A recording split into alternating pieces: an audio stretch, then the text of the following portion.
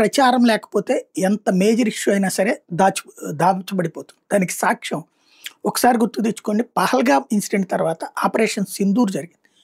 మనం వెళ్ళి వాళ్ళని కొట్టాం. మామూలుగా కొట్టలేదు, తాట తీసొచ్చాం. అంతకుముందు సర్జికల్ స్ట్రైక్ బాలాకోట్ మీద జరిగినప్పుడు అభినందన్ అక్కడ చిక్కుబడిపోయాడు. మన విమానం ఒకటి కూలింది, మిగ్ విమానం, దానివల్ల అతను చిక్కుబడిపోయాడు. అదే సందర్భంలో వాళ్ళని మనం లేపేశాం. ఇది ఆనాడు జరిగినటువంటి పరిణామం.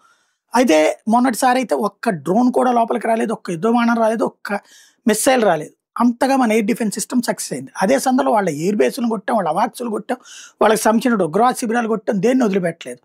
సరే, మన దేశంలో ఉన్న మీడియా దిక్కుమాలినటువంటి ప్రచారాలు అది పక్కన పెడితే, ఇవన్నీ పక్కన పెడితే 3 పైలట్లు మిస్ అయ్యారు ఆ రోజున పాకిస్తాన్.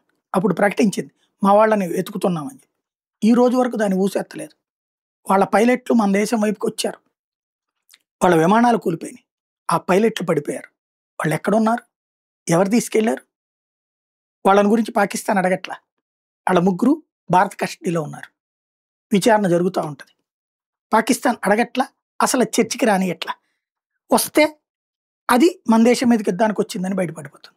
ఎందుకు యుద్ధానికి వచ్చింది అంటే వాళ్ళ మీద దాడికి. ఎందుకు దాడి చేసాం అంటే పహల్గామ్ ఇన్సిడెంట్లో ఉగ్రవాదులను కాపాడుతున్నారు. ఇదంతా చర్చకి రానియకుండా డైవర్ట్ చేసుకొస్తుంది FATF నిబంధనల నేపథ్యంలో.